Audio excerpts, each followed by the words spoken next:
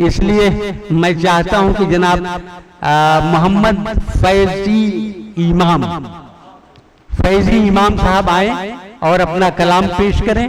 फिर मैं शहबाज शमसी साहब जो एक चर्चित नाम है उनसे मैं गुजारिश करूंगा कि वो आए और अपना कलाम पेश करें। पहले मोहम्मद फैजी इमाम।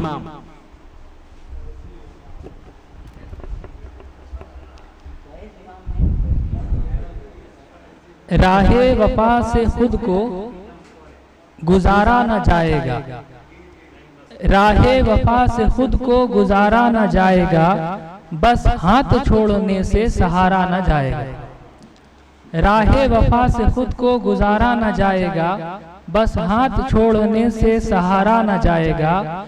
जादू है हम नशा है यही जान लीजिए, जादू है हम नशा है यही जान लीजिए। जो हो गया असर तो उतारा न जाएगा, जो हो गया असर तो उतारा न जाएगा।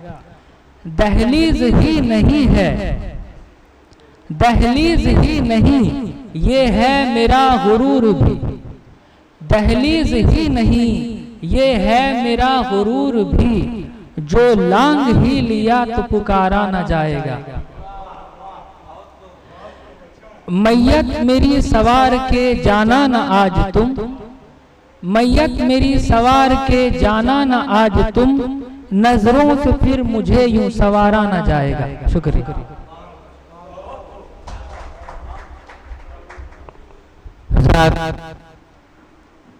नाजिम मैंने फैजी इमाम पढ़ा है जबकि ये फैज इमाम है।